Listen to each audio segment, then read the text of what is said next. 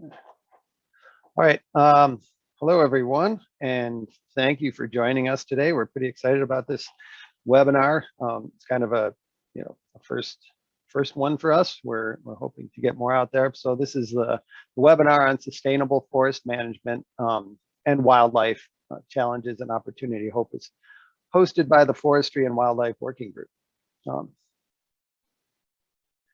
Just a little bit about this group. The purpose of the TWS Forestry and Wildlife Working Group is to provide a forum for TWS members with common professional interest to communicate, exchange information, and facilitate continuing education and increase public awareness on matters related to the impacts of forest management on wildlife.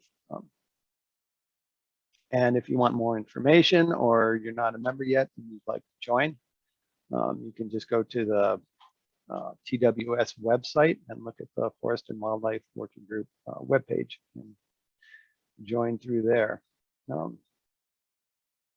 So in terms of our webinar, we have 3 speakers. We're really excited about being able to get these people to come talk to us. They're all very experienced, have a lot of experience with forestry and wildlife and integrating those 2 things. So our first speaker is going to be Haven Barnhill from the U.S. Fish and Wildlife Service, and he's going to kick us off with a presentation about the connection between forestry and wildlife conservation.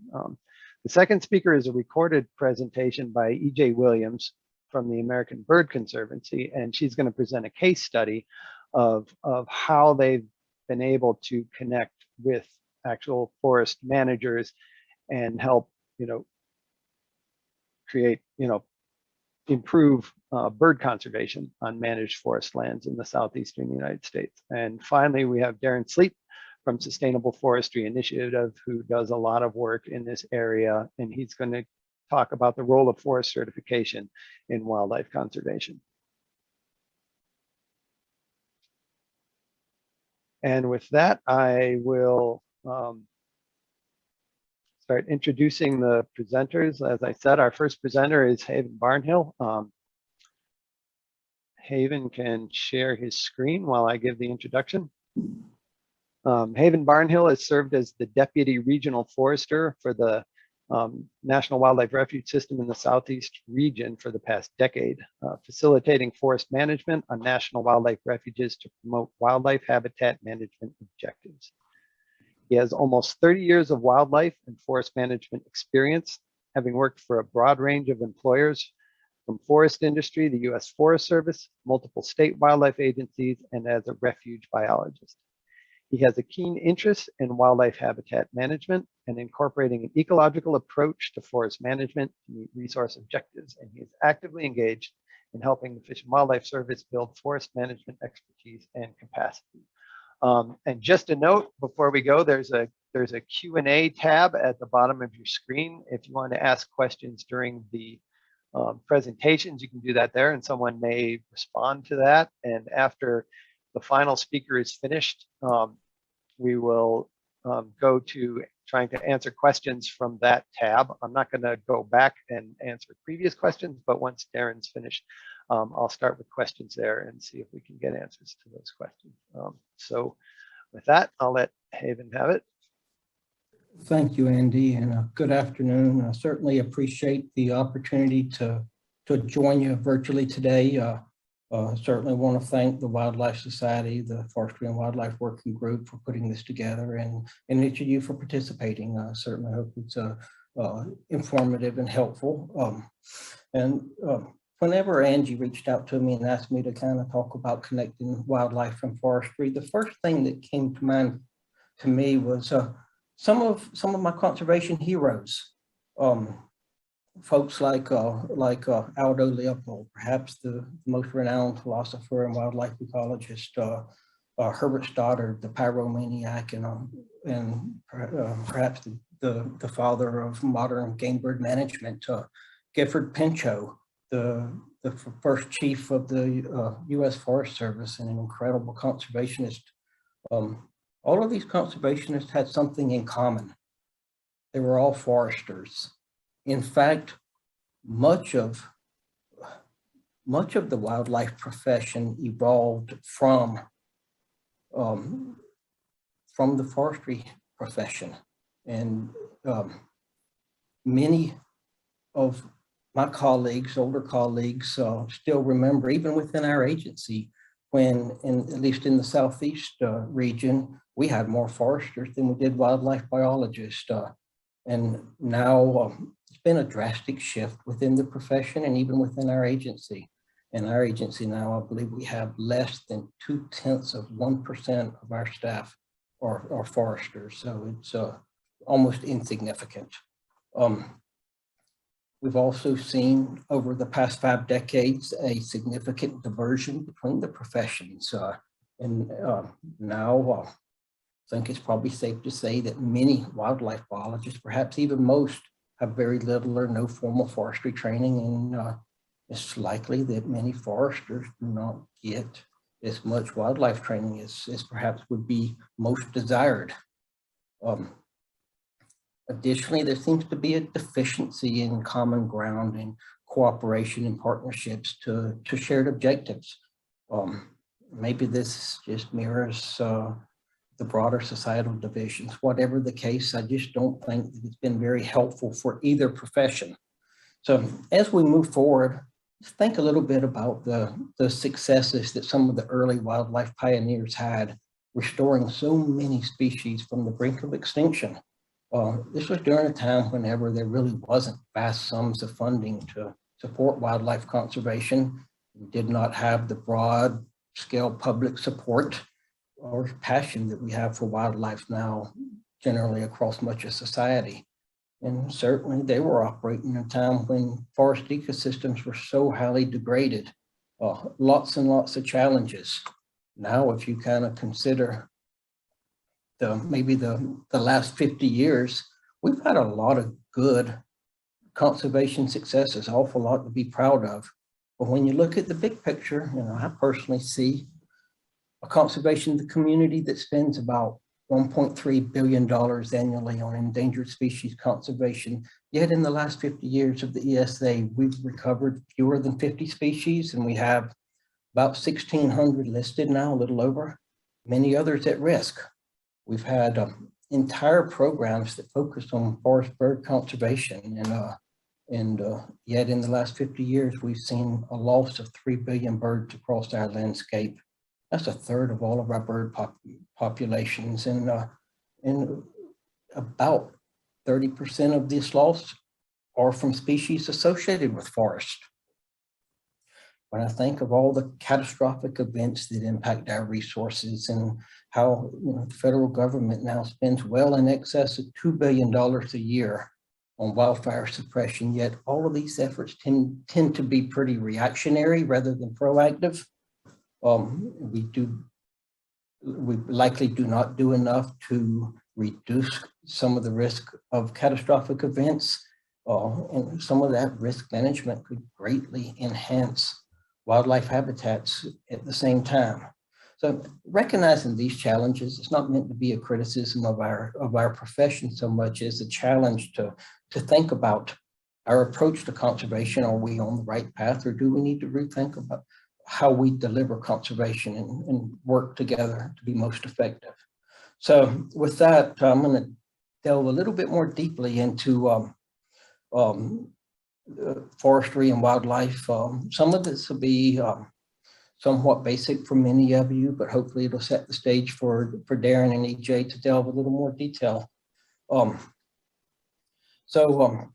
When connecting forestry and wildlife, it's important to recognize the broad range of benefits that we get from our forest. We tend to call these range of benefits ecosystem services. And there's 4 main categories. Provision and services are products like the food and water and timber we get. In fact, we get more than 5,000 different products from our forest. An incredible range from baseball bats to clothing to medicines and cosmetics and tires and tissues, all kinds of stuff. And quite honestly, foresters are really good at the provision and services.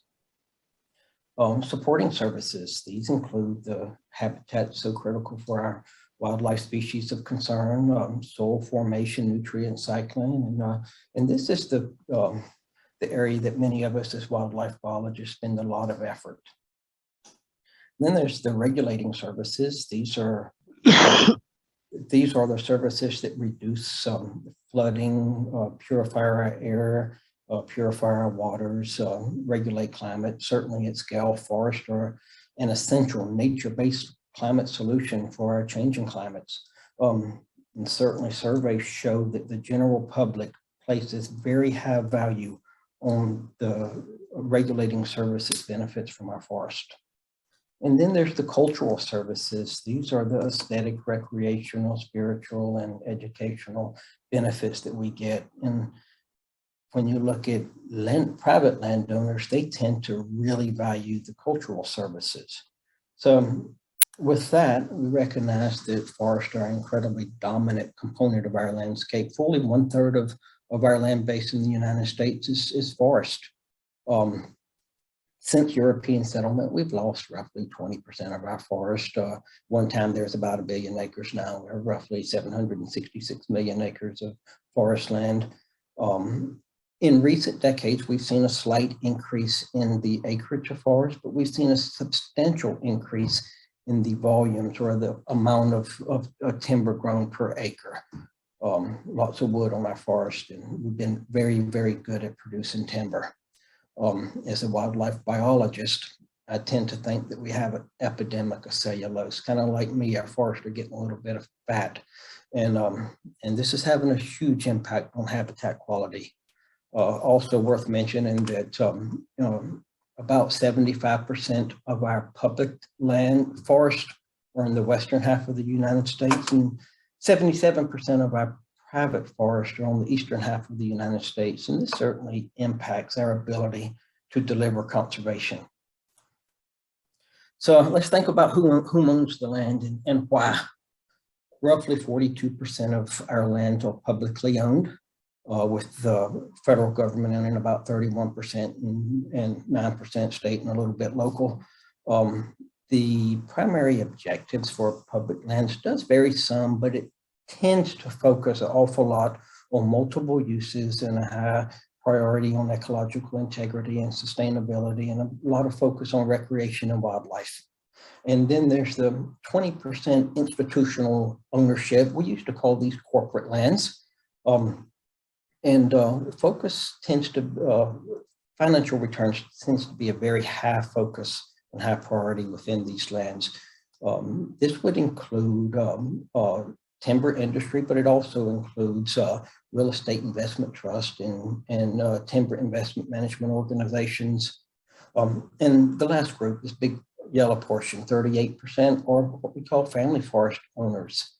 And their landowner objectives have changed quite a lot in the last 50 years, and they tend to value a lot of amenity-related objectives, things like beauty and wildlife and nature and legacy, privacy and water.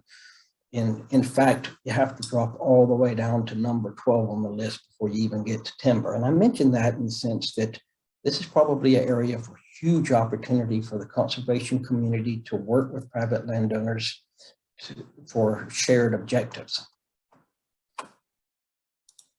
So, we all know that our forests are continually changing. They are never ever static.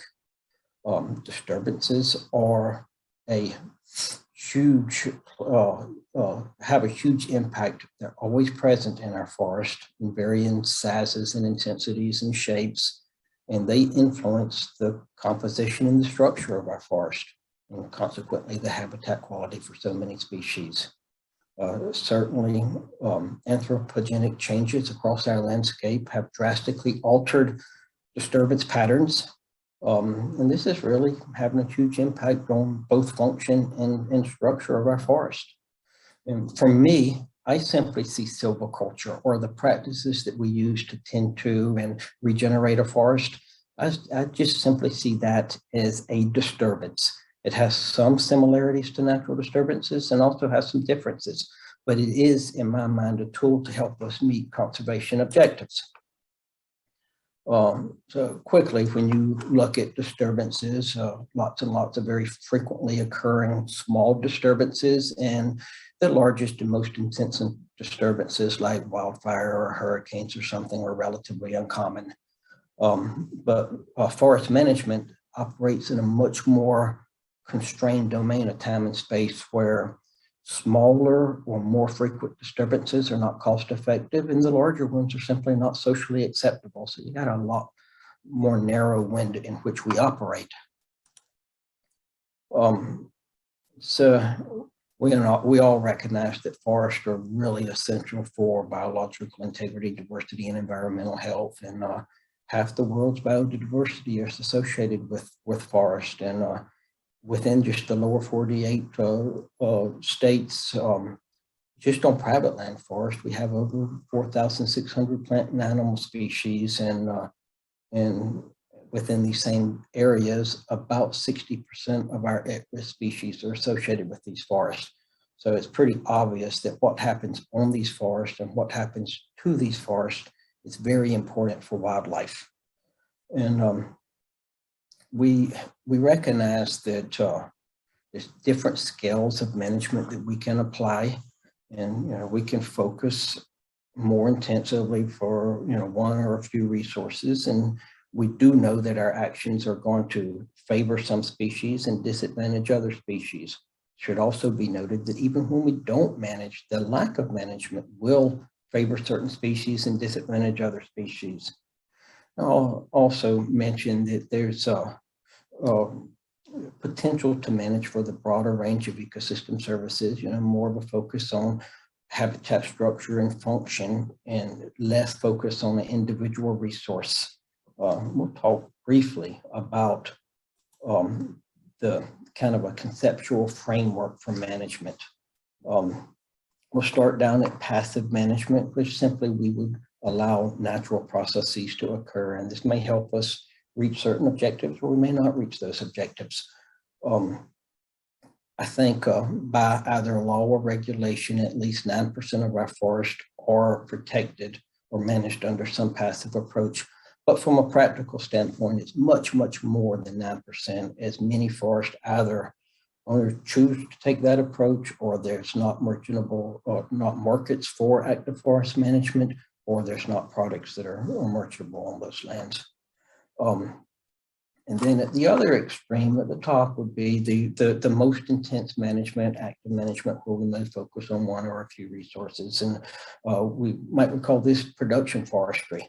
And in the middle is what we tend to now call ecological forestry, where we have active management with a focus on a lot of different products or services.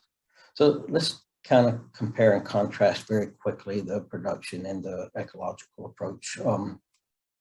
Production forestry is based a little more on agronomic models, and it's really effective to generate a lot of revenue and produce one or just a few resources, whether that's salt timber or pulpwood or white-tailed deer, whatever. We can do an awful lot through production forest management.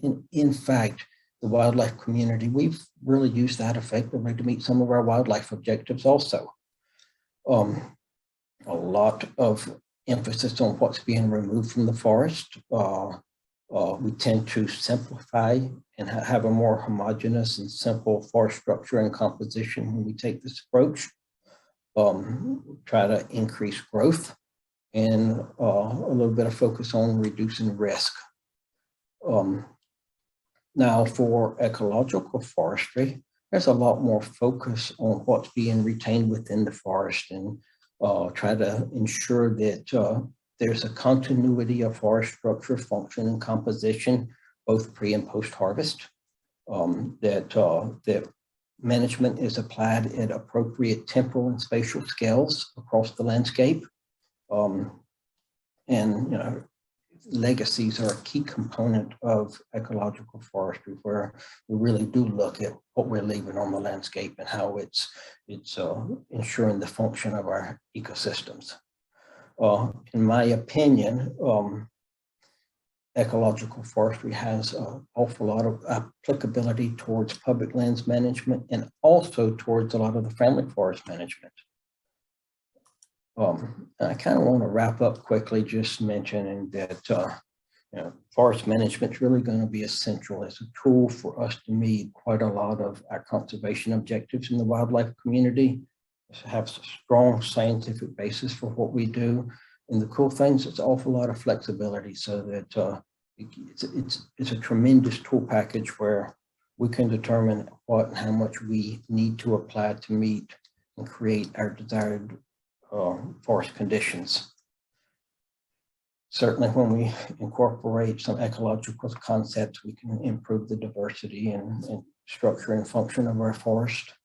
And lastly, I'd highlight that having better common ground between our professions, kind of a conservation without conflict approach, is really, really important if we're going to be successful in both professions in the long term, in my opinion. And with that, I'm going to turn it back over to Andy.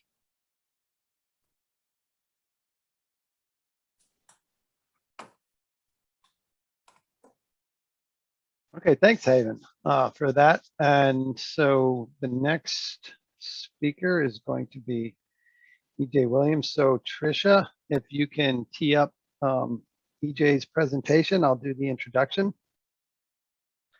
So Emily Jo EJ Williams serves as the Vice President of the Southeast Region for the American Bird Conservancy, the nonprofit organization with the mission to conserve native birds and their habitats throughout the Americas. With ABC, she guides efforts to stop the decline of migratory birds and build constituencies and capacity to enable conservation throughout the full life cycle of migratory birds. EJ focuses her work on bringing partners together to ensure the quantity and quality of habitats needed to recover and sustain migratory bird populations. Her work in sustainable forestry includes serving as the lead for ABC in the Working Forest for Birds partnerships, as well as work to promote and integrate bird conservation with international paper.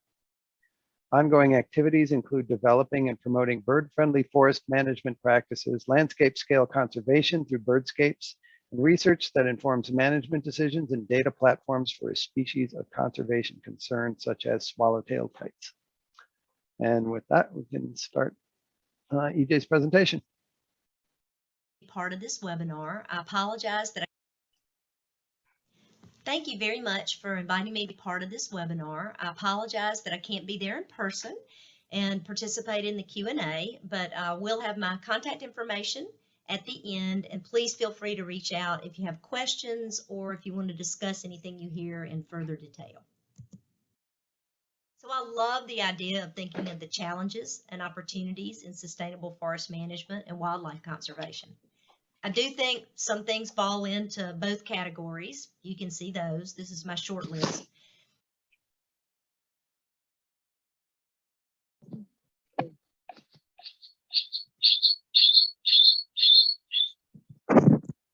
I do think that one huge opportunity is the genuine shared interest between wildlife professionals and forestry professionals.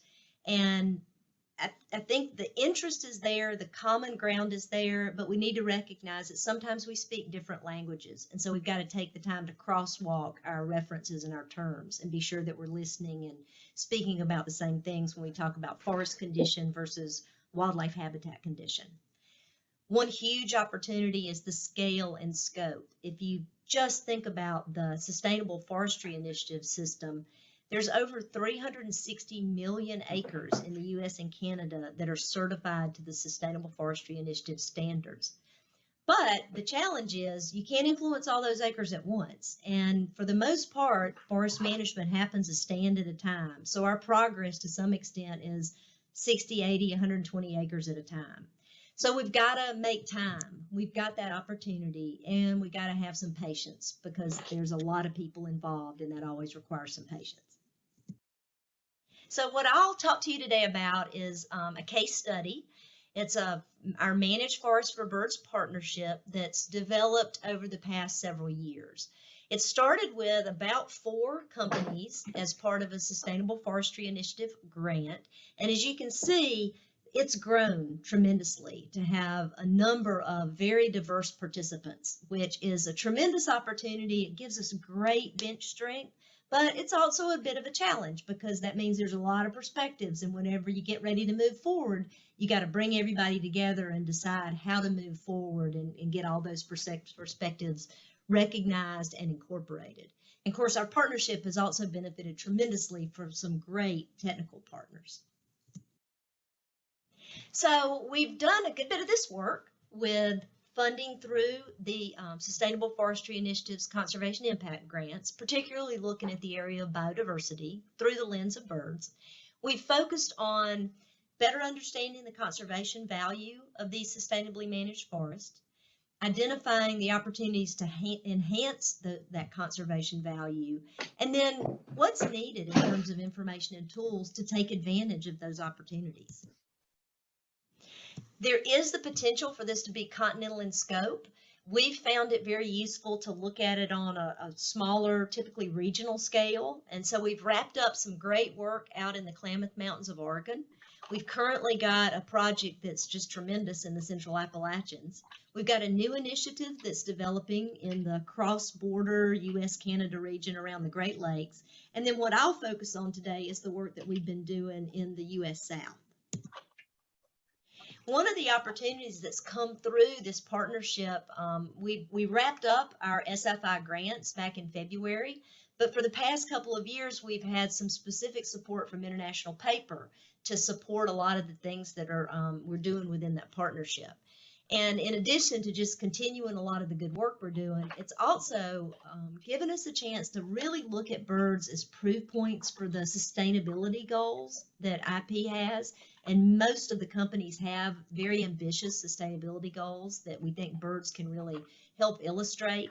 And then also, it's been a great connection to non-industrial private landowners.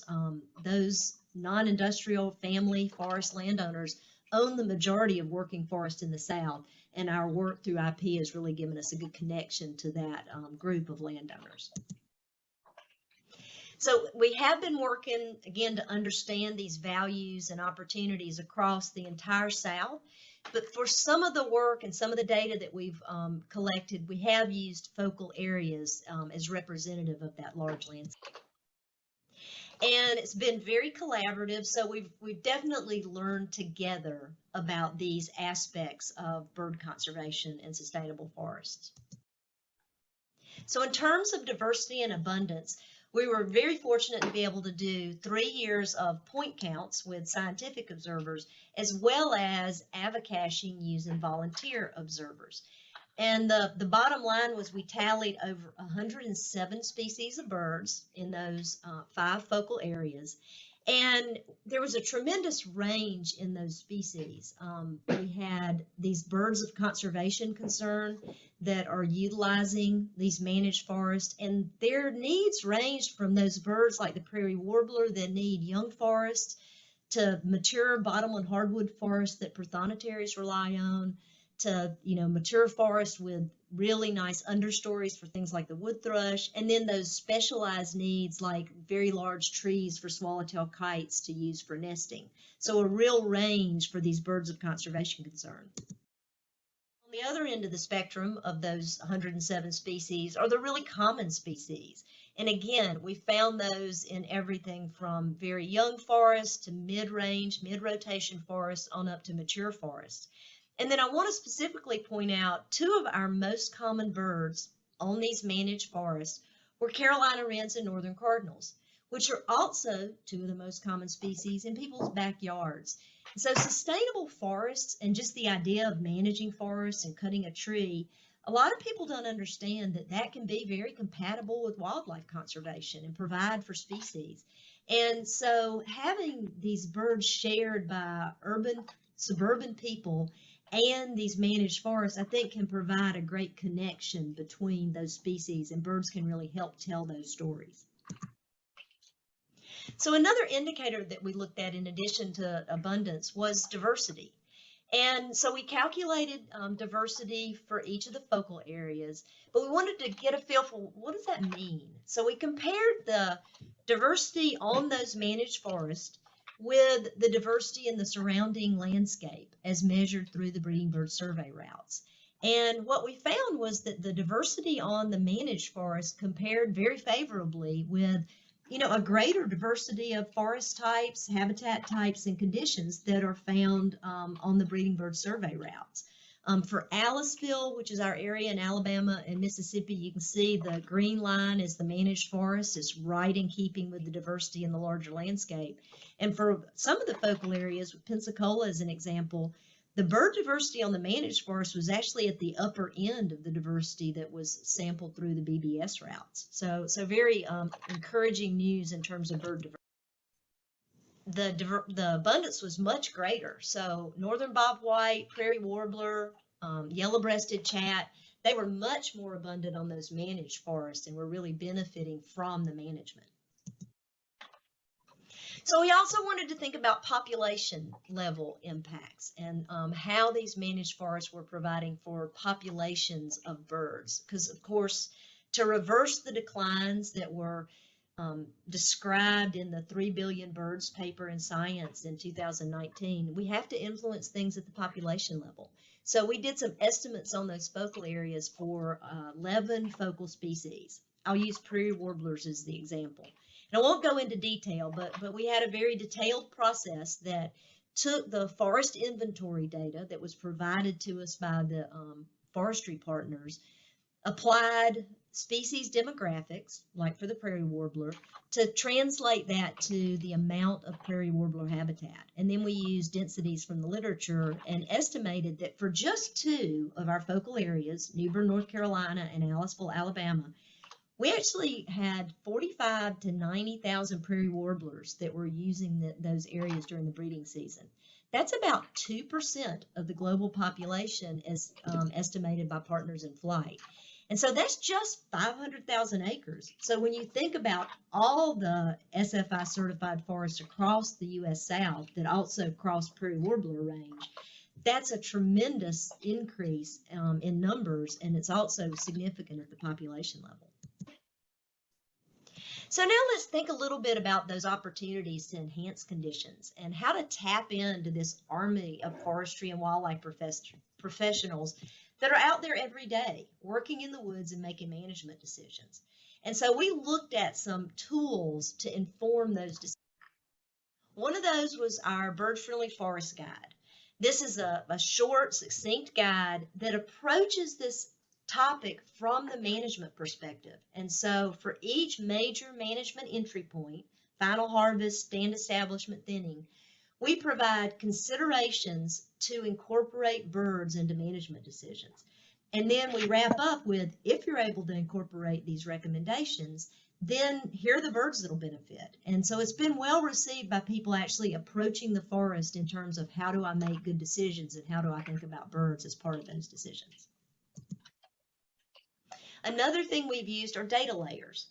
And of course, all the corporate forestry companies have sophisticated data platforms with a wealth of data and layers already in those systems. So if you want to add a bird layer, you've got to be really thoughtful about what's a good layer. And so these are the 4 characteristics. Of course, you want good data. So one of the layers that we've developed is for swallowtail kites. And the data comes from 30 years of research by the Avian Research and Conservation Institute. So it's very valid. It's also got to be relevant. You know, it's got to be used in a place where people are making these decisions. And then, of course, if you get a hit for swallowtail kites, you know, if an area is identified as important for nesting swallowtail kites, then we want to be able to provide recommendations so that actions can follow. We've done something similar with bottomland hardwood species, a suite of birds that use bottomland hardwoods. And of course, having a compelling species like swallowtail kites or, you know, red-shouldered hawks or prothonotary warblers also really helps drive this and get the interest to apply these actions well received. Another technique that we've used is just old school. There's no substitute for one-on-one conversation, for just personal interactions. So we developed a really effective workshop format that gets foresters, wildlife biologists, ornithologists, landowners in the woods together to share their perspectives on forest management and bird conservation. And that's tremendously effective. We've been able to do several of these workshops across the South and have, gosh, probably at least 4 scheduled for 2022. So I feel really comfortable that our work through this Managed Forest for Birds partnership has demonstrated that birds work. They do serve as very valuable proof points for sustainability. They're a great focus for biodiversity conservation. We never want to take for granted that birds cover everything, but boy, they really get us a long ways down the road towards biodiversity conservation. And then we still want to pay attention to the herps and the bats and all the other components of that biodiversity. And as with the Carolina wren and the northern cardinal and these other birds, they are great ambassadors. Somebody told me not long ago, you know, if you don't tell people about what you're doing, it's like it never happened. And so birds can really help us tell our stories about forest sustainability and what that means to wildlife conservation. Always remember that you have value as wildlife biologists in this conversation. And part of that value is what you're willing to say in public and in conversation and in publication. So these are some of the statements that we're really comfortable with based on the work that we've done. That managed forests do provide value in terms of bird diversity and abundance at regional scales. That value can be increased, particularly with purposeful and informed management decisions. And then I think it's easy to slip into this belief that, well, you know, we're managing a lot of these forests more for economic returns or forest products, and birds just happen to be doing okay. And I would offer that many of the bird species are doing well because of that management and this shifting mosaic of habitat conditions that are out there on these mostly stable, resilient forested landscapes. So the management is actually driving a lot of the value for these bird species. And I think it's just awesome to recognize how much we can get from the sustainable forests in the U.S. South. It's a huge and diverse landscape, and it really can provide for communities and forest-based economies, for returns on investment, for those forest products we all use every day, and those same forests can sustain our common birds and can contribute to recovering the declining eastern forest birds. Say thank you very much and good luck with the rest of the webinar, and please reach out if you've got any questions or if you'd like to discuss things further.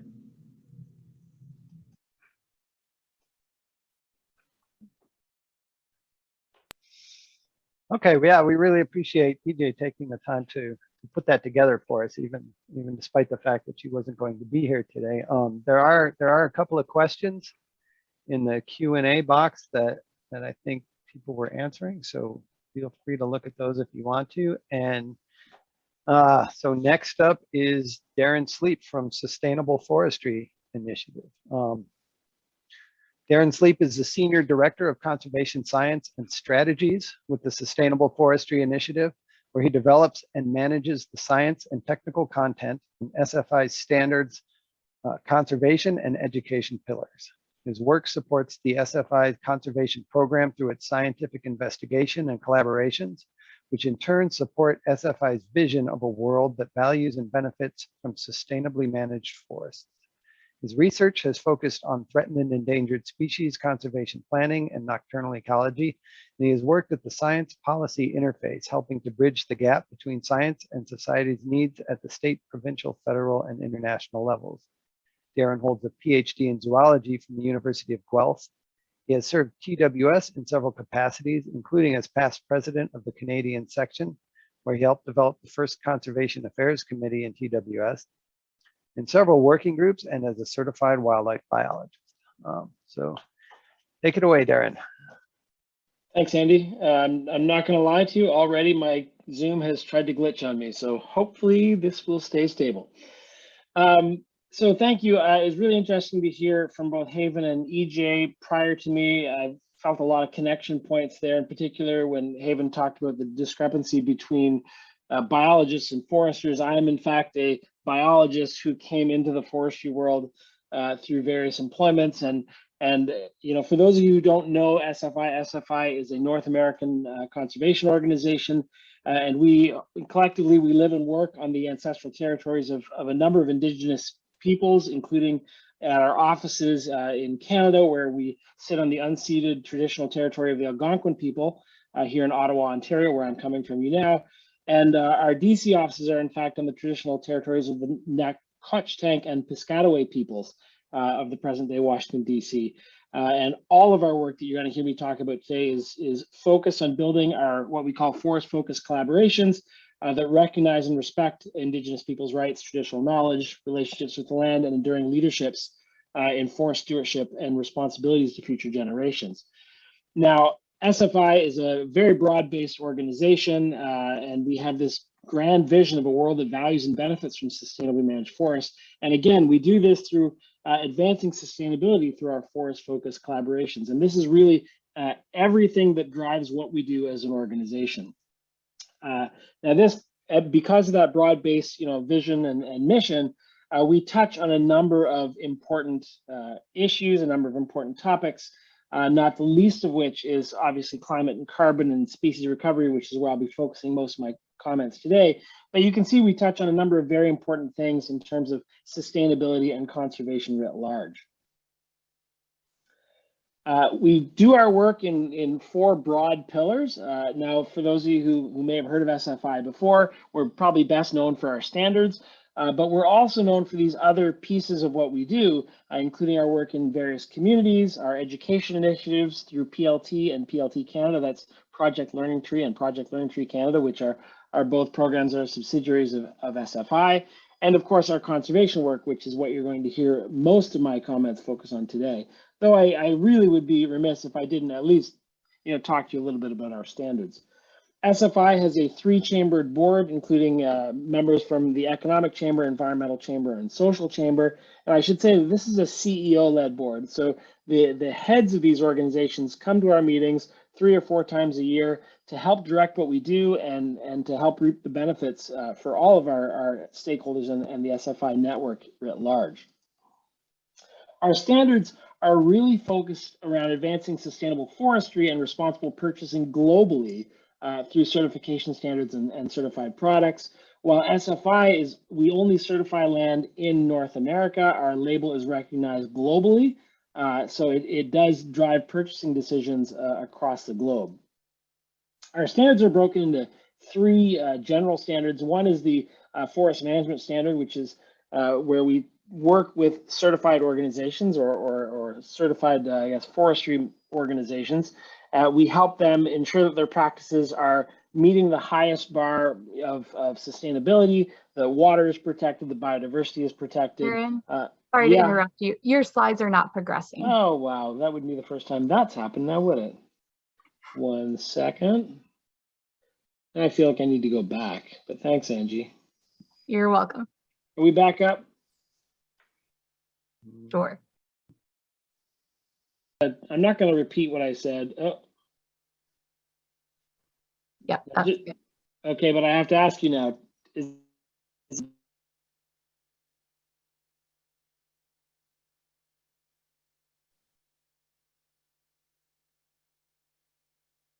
I'm back. Okay, now you're back. Yeah, okay. Now tell me what slide you're looking at. Okay, your slide is stop share though. you like you went out and now you came back in, but your slides are not showing. One more try. I see SFI board. All right, now hopefully it'll change. How about now? Standards. All right, good. Let's go from here. Thank Sorry about that. Zoom and I are not always friends. So as I was saying, we are a standard that is applied in North America, but we are recognized internationally. We have these 3 standards. The first is our forest management standard, which is where we work with certified organizations to ensure that they are managing and meeting the highest bar of sustainability possible. We also have 2 other standards, our fiber sourcing standard, which allows us to work with private landowners who may sell into companies that have SFI fiber sourcing, to allow certified organizations, the mills, for example, who are purchasing this fiber, to work with private landowners to ensure that best management practices are applied on those landscapes and are doing good work in terms of conservation and forestry. And finally, we have our SFI chain of custody standard, which tracks fiber basically from the stump to the consumer and allows us to ensure that we avoid things like illegal logging and stuff like that. So you can actually go to your local store and you see an SFI logo, you can actually type that number in and it will tell you where it was produced, and you can find information on where that fiber was harvested. In terms of scale, SFI has a massive scale. We are now pushing about 370 million acres or 150 million hectares in North America. You can see there's a sort of a continued rise, and I think this is really demonstrative of the need and the desire for certification and certified standards in the marketplace. You can see there's an increasing drive for this.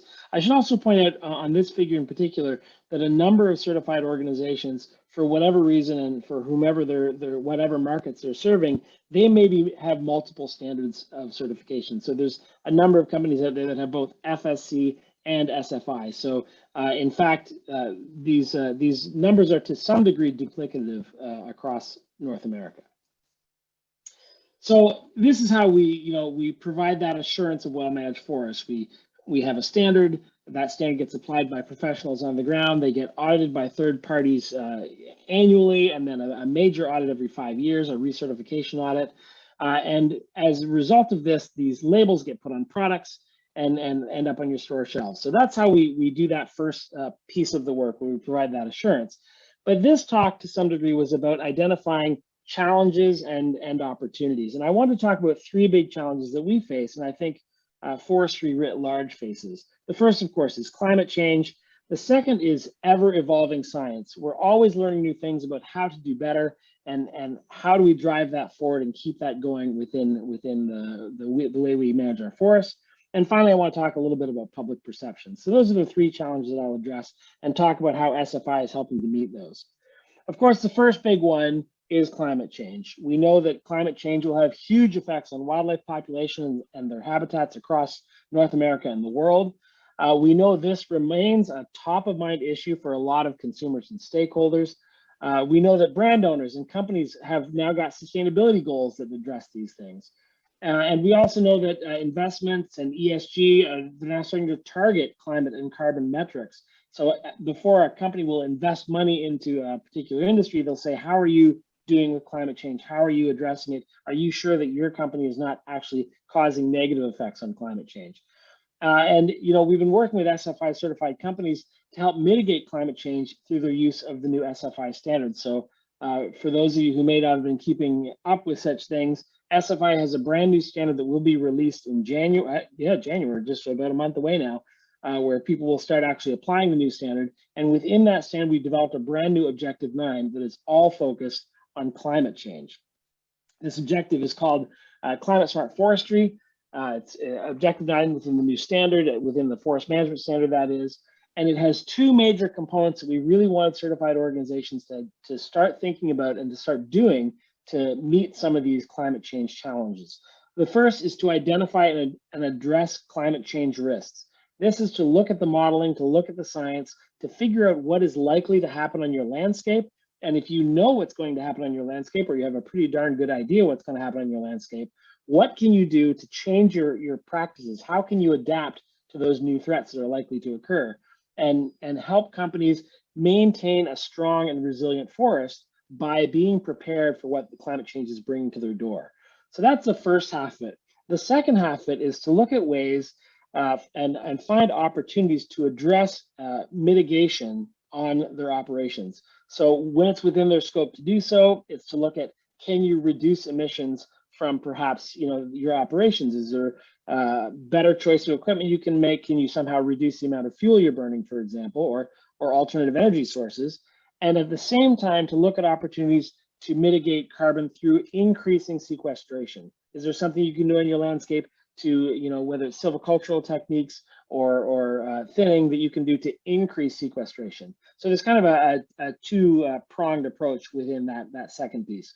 So we've got this new standard. It's coming out again in January, and we're really looking forward to applying this at that huge footprint of SFI across North America, and we believe it will make a significant difference.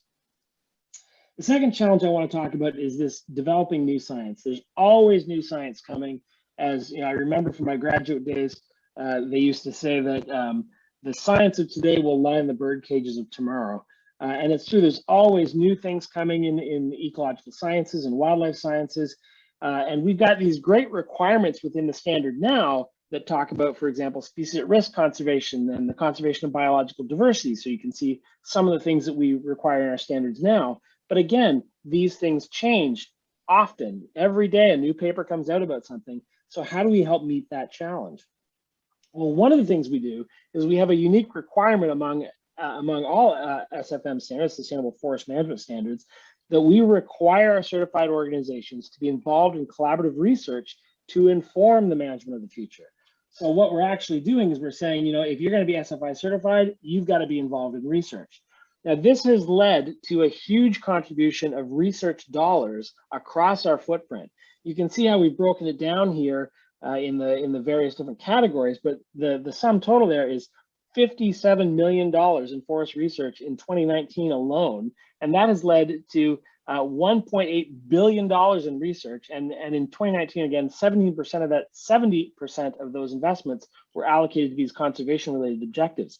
So this has been a huge move to increase the amount of research that is done. So companies don't have the option to say, well, you know, we just didn't know. It actually allows them to get involved with that research. And research that has that collaborative nature, like EJ talked about, where folks are involved in the research, it's not just some academic working at a distance, it's very quickly taken up by those companies. And we're really pleased with that. We also have some more focused conservation research efforts. We have our SFI conservation grants, where we emphasize these projects that really relate to establishing methodologies that will demonstrate and talk about the conservation-related values of SFI certified forest lands. And again, some of the work that EJ talked about really touched on this. What is the value of those certified lands for wildlife, for example, or what is the value of those certified lands for protecting water and maintaining biodiversity and, you know, sequestering carbon? So we've got this sort of more focused work that our conservation grants focus on.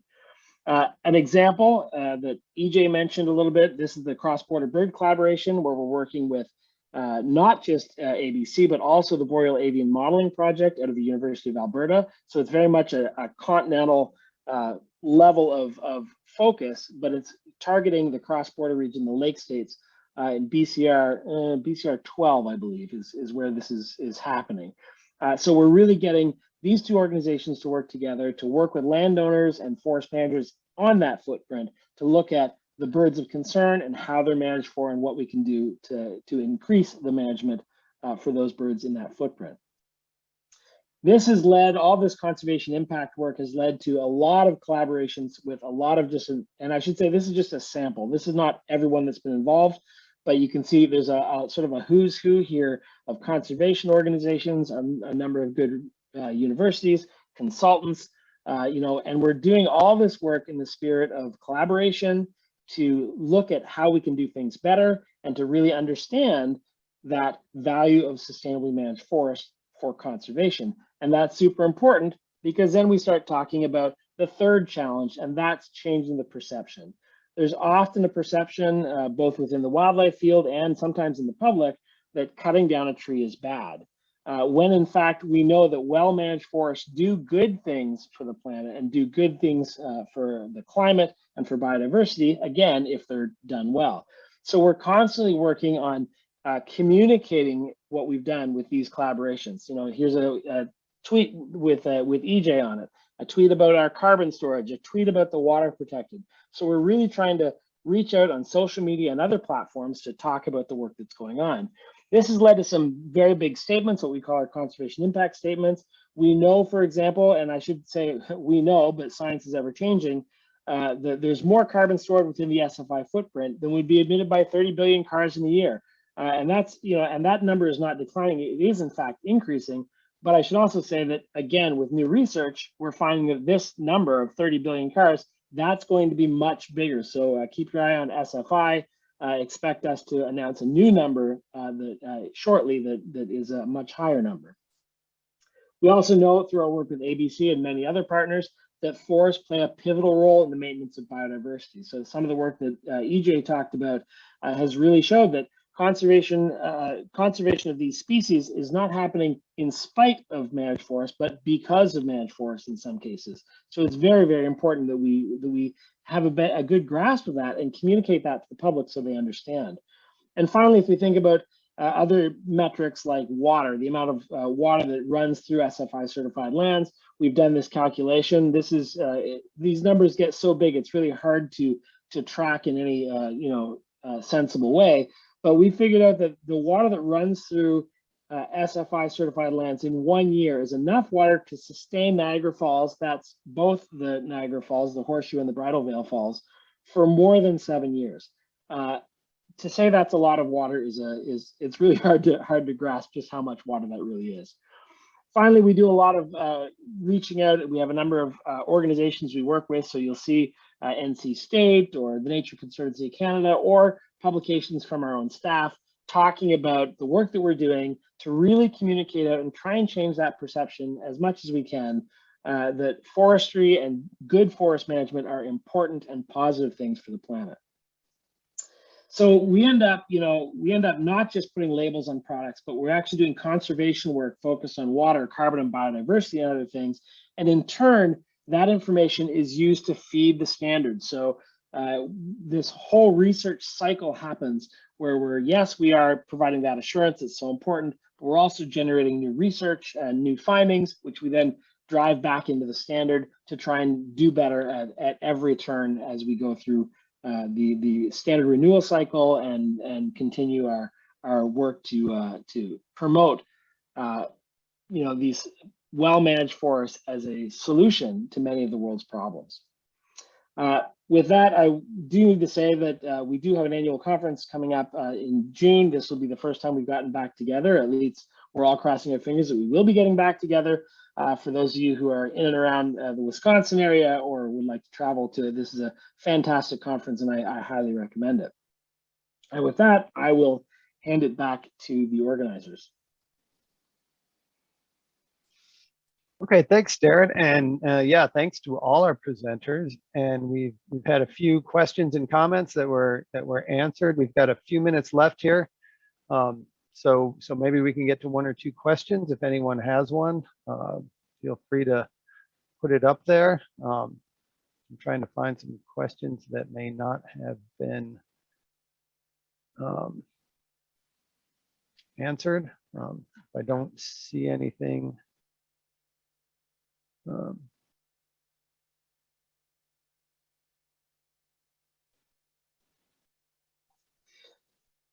I can jump in. Okay. Kimberly Titus had this last question in the Q&A.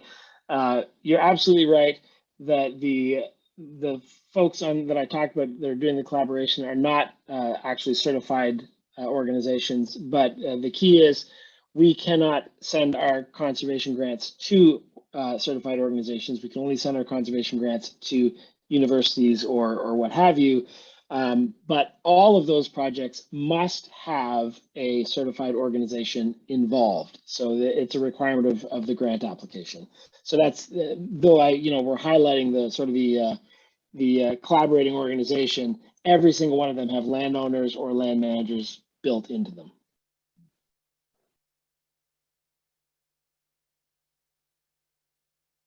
Okay, we've got a question from Kristen Zumo. It says nearly all of the plans I've reviewed from DNR foresters emphasize harvest and state the plan will lead to natural conversion of oak forest to northern hardwoods. Oak forests are my area's historical forest, and there's a lot of research showing how important oaks are to insects and therefore birds. Landowners see these foresters as the professionals and trust they will manage their lands for the best. So how can we as biologists work with the foresters to ensure forestry plans emphasize native habitats and not conversion for the sake of board feet? And I guess Haven I'll be happy. hand. I'll be happy to take the first stab at it. Northern forests are not my forte. I don't have a lot of experience there, but I can address a little bit of this. In terms of whom the public and landowners see as credible, there was a great survey done recently. It's available on keepingforest.org that looked at who the general public and who landowners perceive as having and providing credible information. And honestly, wildlife biologists are at or near the very, very top of the list. So you guys have high credibility. The state folks also have good credibility in terms of, the actual plans. Most plans are driven by objectives. They should be. If a landowner's objectives are to create revenue, create certain conditions, perhaps that's where the harvest comes in. I don't know, can't get into those specifics, but providing landowners, recognizing the range of objectives that landowners have, providing them different paths as a wildlife community is really essential if we want to change. The last thing I'll mention is remember that forests are not static, they're changing. Because you love that oak forest today, it's not going to be an oak forest tomorrow, 10 or 200 years down the road. It is changing. And if you want to sustain it, you need to be planning today for how to ensure that it's oak forest down the road. Certainly in the case of red oaks and how we manage in the Mississippi alluvial valley, we recognize that these are relatively shade intolerant species. So you have to get a lot of sunlight on the ground. Silviculture is a great way to do that, to stimulate oak production. Great evidence to show that it can be successful. So there's a variety of tools. Recognizing in communications, so use your expertise to help the landowner meet their objectives, but make sure that you're showing them the full picture to where it's not just great for today, but it's sustainable.